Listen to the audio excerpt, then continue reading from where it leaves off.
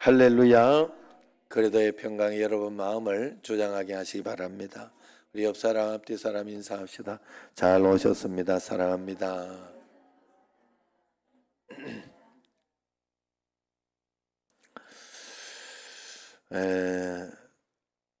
젊은 대왕 알렉산더 대왕 곁에는 늘 지혜를 빌려주던 늙은 장수가 있었습니다.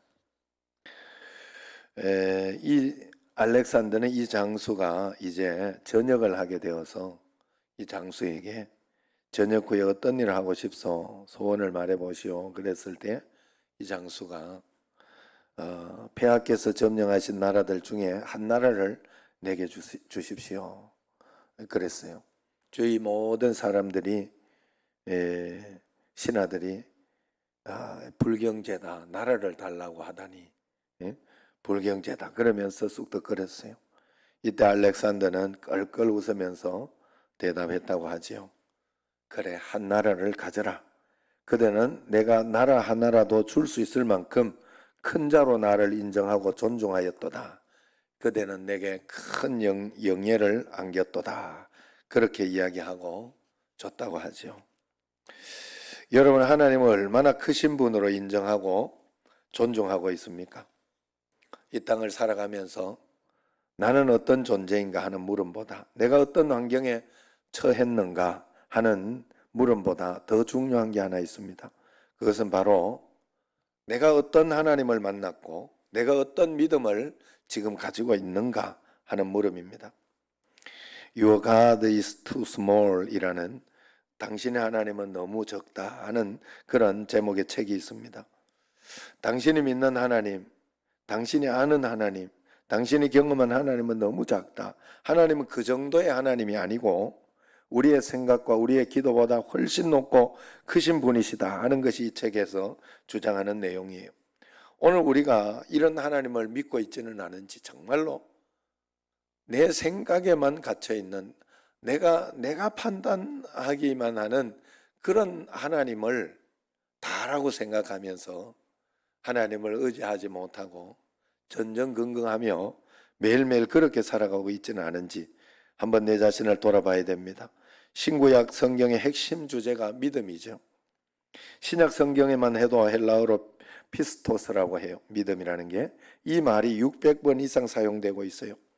성경에서 믿음이라는 말을 빼고 나면 그리스도인들에게 빈통만 남을 것입니다. 오늘 본문에 예수님을 감동시킨 큰 믿음의 사람이 나오고 있습니다. 그는 이스라엘 사람이 아니라 이방인 로마 군대의 장교였어요. 예수님께서 소위 선민이라는 이스라엘 사람 중에도 이만한 믿음을 보지 못했다 하고 감탄을 했습니다. 오늘 본문의 배경이 참 재미있습니다. 예수님께서 많은 말씀을 가르치셨는데 그 가운데에서 마태복음 5장, 6장, 7장은 그 유명한 산상보훈이에요. 산상보훈. 그래서 이 산상보훈의 마지막 마태복음 7장 29절에 이는 그 가르치시는 것이 권위 있는 자와 같고 그들의 서기관들과 같지 아니함일러라 그렇게 이야기를 합니다.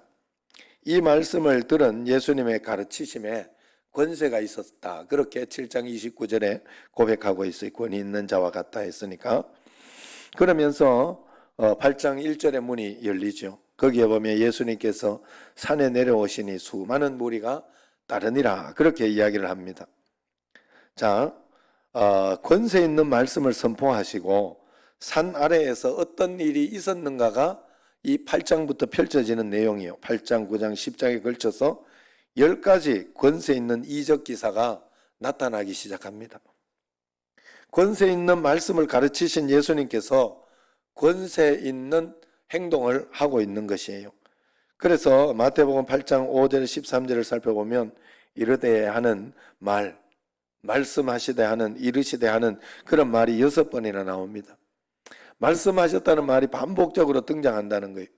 예수님과 백부장의 말씀 나눔, 대화로 가득 차 있습니다. 기적사건과 권세 있는 하나님의 말씀을 연결하고 있는 그런 내용이에요. 그 첫 번째 내용이 바로 오늘 이 말씀이에요.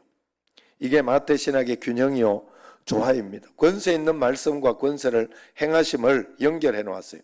말씀과 능력은 나누어지는 것이 아니고 하나다 하는 그런 결론이죠.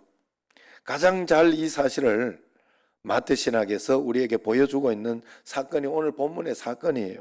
그래서 이 말씀에 강력한 말씀을 이렇게 해주고 있는 겁니다.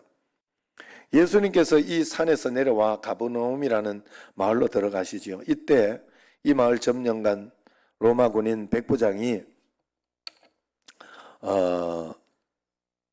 예수님께 나와 간구합니다. 주여, 내 하인이 중풍병으로 집에 누워 몹시 괴로워하나이다. 6절에 이방인이 예수님을 랍비 선생이 아닌 주여라고 부른 것은 이례적인 일이고 엄청난 신앙이고 경외심이에요. 여러분, 가룟 유다가 예수님을 랍비라고 해요. 랍비요. 주여 이렇게 하지 않고 성경에서 그걸 구분해서 써놓고 있어요. 왜냐하면 예수님을 믿은 우리는 예수님을 선생으로 믿지 않아요.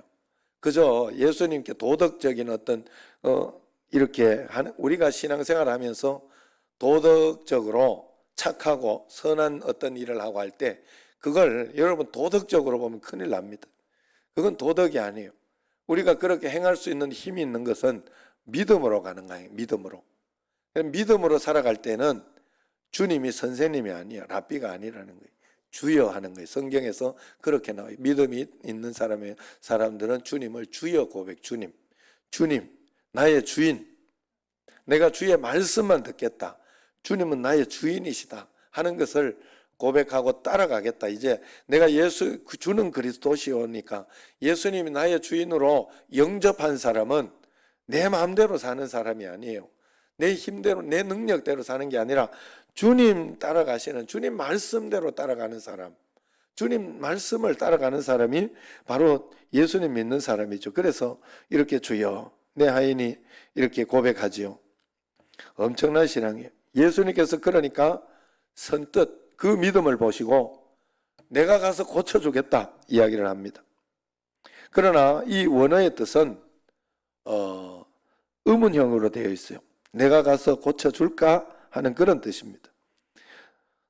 이 말은 너는 내가 가서 내 하인의 병을 고쳐줄 수 있다고 네가 믿느냐 이 말이에요.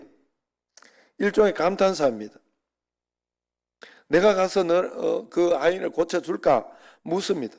그때 백부장이 다시 이렇게 이야기합니다. 주여, 내 집에 들어오심을 나는 감당하지 못하겠으니 다만 말씀으로만 하옵소서. 그러면 내 하인이 낫겠습니다. 이렇게 이야기해요. 이게 바로 하나님의 권세와 말씀과 이것이 연결되어 있고 이 첫 번째 이 예화로서 이렇게 이 권세 있는 말씀을 믿으면 어떤 일이 일어나는지 그것을 가르쳐주고 있는 그런 내용입니다. 2000년 세월이 지난 지금 우리가 읽어도 감동적이고 감탄할 만하지 않겠습니까? 예수님도 이 믿음에 놀라셨어요. 예수께서 10절에 보세요. 10절 같이 한번 읽어보겠습니다. 시작. 예수께서 들으시고 놀랍게 여겨 따르는 자들에게 이르시되 내가 진실로 너희에게 이르노니 이스라엘 중 아무에게도 이만한 믿음을 보지 못하였노라 그랬어요. 이만한 믿음, 이것은 최고의 최상급 믿음이라는 게 베스트 믿음이라고 이야기를 합니다. 우리가 믿음 생활을 한다고 하면서 한 번쯤 예수님을 감동시켜 드릴 수 있다면, 내 믿음이 예수님을 놀랍게 만들어 드릴 수 있다면 이 얼마나 근사하고 좋은 일이겠어요. 평생 살아가면서도 한 번도 예수님을 감동시키지 못하기 때문에, 하나님을 놀랍게 만들어 드리지 못하기 때문에 문제에 갇혀 있는 것이고 한계에 갇혀 있는 것이고 주님이 우리에게 주신 축복의 이적을 맛보지 못하고 살아가는 것은 아닌가, 내 자신을 꼭 돌아봐야 됩니다. 그래서 마태복음 15장에 보면 가나안 여인의 믿음을 보시고 내 믿음이 크도다 말씀하지 않습니까? 내 믿음이 크도다. 이 말은 원문에서 메가톤 끝이라고 말하고 있어요. 메갈레피스티스. 내 믿음이 메가톤급이다. 그렇게 이야기를 합니다. 그래서 우리가 여러분 어렵고 당황스럽고 속상한 일이 올 때에는 하나님 앞에 그때 내가 이때 의심하지 않겠습니다. 전적으로 하나님을 내가 의지해 보겠습니다. 다 맡겨 보겠습니다 하고 하나님 앞에서 이 믿음을 드려야 돼요. 믿음을. 메가톤급 믿음. 하나님이 감동할 수 있는 믿음.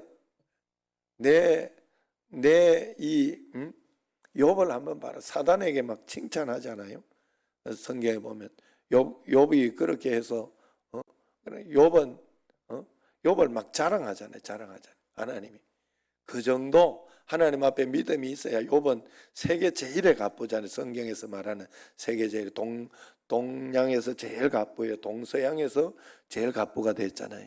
나중에는 갑절의 복을 받았으니까. 그래서 그런 믿음이 있어야 되는 거예요.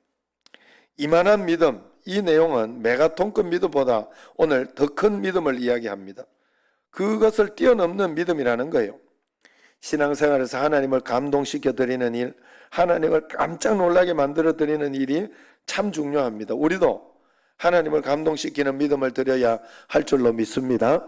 그렇다면 예수님을 감동시킨 이만한 믿음은 어떤 믿음이었느냐? 백부장의 믿음을 보면 알 수 있어요. 우리가 인간으로 산다는 것 자체가 고통이요 고난이죠. 그래서 하나님께 기도할 수 있는 시간이 있을 때마다 우리는 내 기도를 많이 합니다. 우리 가정 기도를 많이 합니다. 만약 우리가 주님을 만나서 소원을 아뢰 수 있는 결정적인 시간이 있다면 내 문제, 내 기도 끄집어내기도 바쁘지 않겠습니까? 문제 없는 사람이 어디 있겠어요? 자기 소원을 아뢰기도 급급하지 않겠어요? 그러나 이 백부장은 다릅니다. 그가 지금 예수님을 찾아와 매달리는 기도 제목은 자기 하인의 병을 고쳐달라고 하는 그런 내용입니다. 이 당시 하인은 재산 목록 중에 하나잖아요.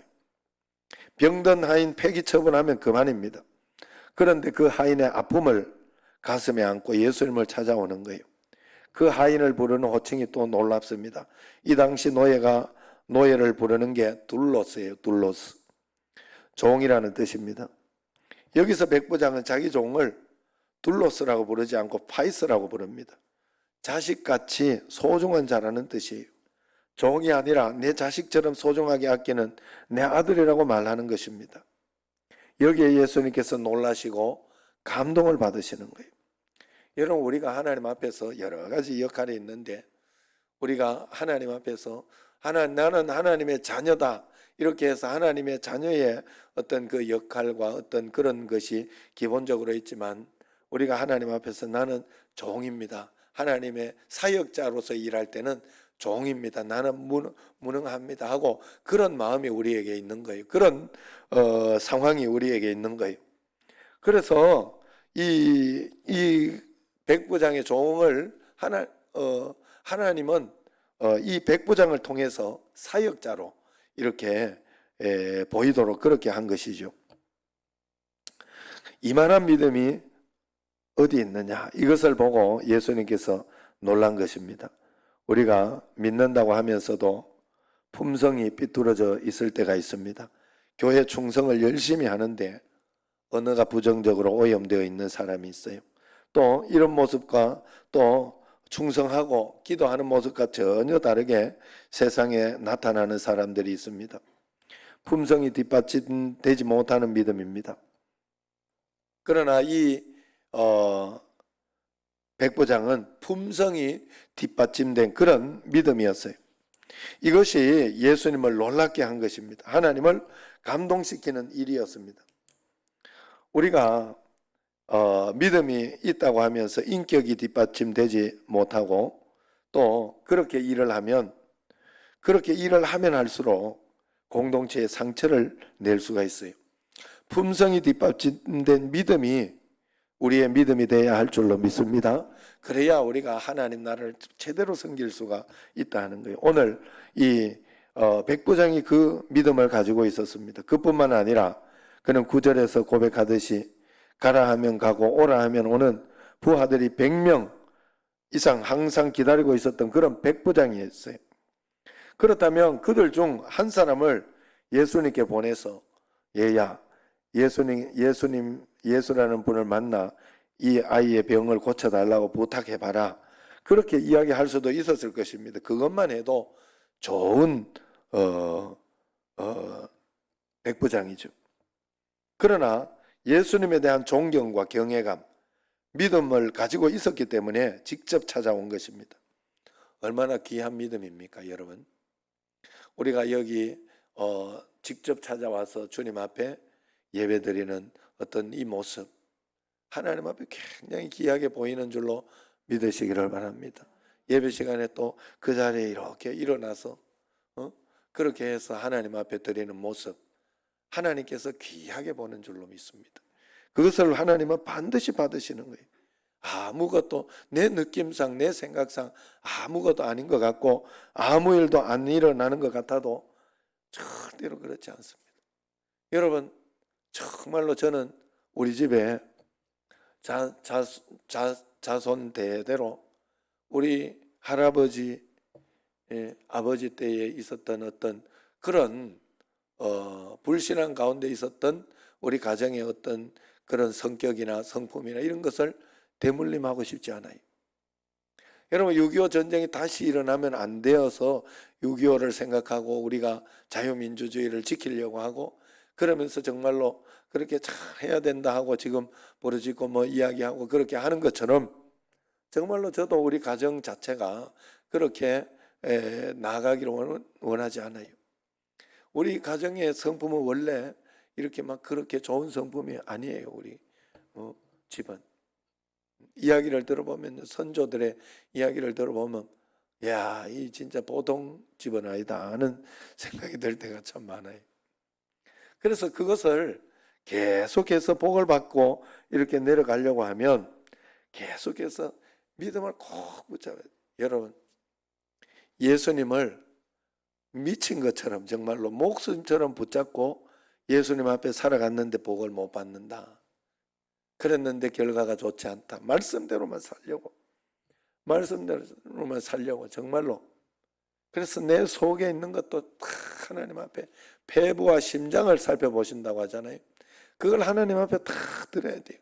겉으로는 이렇게 잘 믿는 것 같은데 밖에 가가지고 사람들에게 아니면 사기를 치고 뭐 그러면서 믿는 그건 잘 믿는 게 교회만 잘 온다고 되는 게 아니에요. 하나님 앞에 정말 잘 믿는데 결론이 좋지 못하고 행복하지 못하고 천국에 가지 못하면 그게 뭐가 믿는 게 되겠어요? 그러나 여러분 꼭 하나님만 붙들어 보시면 하나님만 붙들고 가는 사람은 분명히 결과가 다릅니다. 여러분 그 하나님을 여러분이 꼭 믿으시기를 바랍니다. 그래서 귀인을 귀인으로 대하는 사람은 이미 귀인이죠. 영웅을 영웅으로 대하는 사람이 이미 영웅이 하는 거예요. 그래서 예수님께 직접 나와 주여 종의 중풍병을 고쳐달라고 애원하는 그 모습, 그 믿음, 그 겸손, 그 경외감을 보고 예수님이 놀랐다는 거예요. 로마 장교가 피지배국 랍비를 직접 찾아가서는 그 믿음을 보고 내가 이만한 믿음을 어디서 본 적이 없다. 그렇게 하시는 겁니다. 사람들은 조금만 은혜 받으면 콧대가 높아지고 일이 조금만 잘 되면 어깨가 이렇게 높아집니다. 남들보다 한 걸음 더 올라가면 다른 사람을 무시합니다. 이런 믿음 말고 높아지면 높아질수록 윗자리에 있으면 앉을수록 겸손한 믿음, 신앙에 대한 경외감을 가질 수 있는 믿음, 이 믿음이 주님을 놀랍게 감동시켰던 것입니다. 그렇게 감동하신 주님께서 내가 가서 고쳐주리라 말씀하지요. 이때 백부장의 태도를 보십시오. 8절을 보세요. 8절 같이 한번 읽어보겠습니다. 백부장이 대답하여 이르되 주여 내 집에 들어오심을 나는 감당하지 못하겠사오니 다만 말씀으로만 하옵소서. 그러면 내 하인이 낫게 사옵나이다. 아멘. 이것이 점령군 장교가 피점령 민족 무명 랍비를 대하는 태도입니다. 예수님이 병 잘 고치는 명의 정도로 믿었다면 당연히 왕진을 요청했겠지요. 예수님을 능력 행하는 종교 지도자로 알았다면 어서 오세요 했겠지요. 그러나 백부장은 예수님을 정말로 주님, 하나님의 아들로 믿었습니다. 주여 한 번 아니고 또 주여 계속해서 주님이 내 집에 오심을 감당하지 못하게, 주여 내 집에 오심을 내가 감당하지 못하겠습니다. 계속 고백합니다. 다만 한 말씀으로만 하십시오. 그러면 내 하인의 병이 낫겠습니다. 다만 말씀으로만 하옵소서. 그렇게 이야기를 합니다. 주변 사람들은 오히려 예수님께서 로마 장교의 집을 초대받는 것을 영광이라고 그렇게 생각했을 것입니다. 그러나 백부장은 전혀 달랐어요. 주님을 경외하는 진짜 믿음이 있었던 것입니다. 이런 믿음이 뒷받침될 때 주님은 내가 이만한 믿음을 어디에서 보겠느냐 감동하시는 것입니다. 오늘 예수님이 놀란 이만한 믿음의 절정은 8절 다만 말씀으로만 하옵소서 그러면 내 하인이 낫겠나이다 하는 것입니다. 이것이 하나님 말씀의 권세예요. 5장, 6장, 7장에서 말씀을 가르치시고 난 뒤에 이 말씀의 권세를 믿는 백부장을 그대로 하나님은 보여주시는, 예로 보여주시는 그 신학이 여기에 들어있는 거예요. 원문은 이렇게 말하고 있습니다. 다만 말씀으로는 하옵소서. 원문은 단지 한 말씀만 하옵소서 기록되어 있어요. 여러 말씀 하실 것도 없습니다. 단지 한 말씀만, 오고 가고 하실 것도 없습니다. 바로 이 자리에서 한 말씀만 해주시면 모든 것이 끝날 것입니다 라고 믿은 것이에요. 헬라어 성경으로 알라모는 에이페로고라고 합니다. 알라모는 에이페로고. 알라모는 이 말은 오직 한마디, 에이페로고 이 말은 말씀으로만 하는 뜻이에요. 오직 한 말씀으로만, 한마디 말씀으로만 하옵소서. 알라모는 에이페로고. 한번 따라 합니다. 알라모는 에이페로고. 이 세상의 모든 힘 있는 사람들이 매달려 해결되지 않은 문제, 알라모는 에이페로고. 한 말씀이면 끝이 납니다. 세상의 모든 의사가 매달려도 해결하지 않는 질병, 알라모는 에이페로고. 말씀 한마디면 끝이 납니다. 평생을 씨름했던 내 인생의 문제, 결정점, 약점, 실수와 허물, 알라모는 에이페로고예요. 한 말씀이면 해결되는 거예요. 거리의 문제가 아니라 시간의 문제가 아니다 하는 거예요. 이것이 주님을 감동시키는 그런 믿음이었다는 거예요. 여러분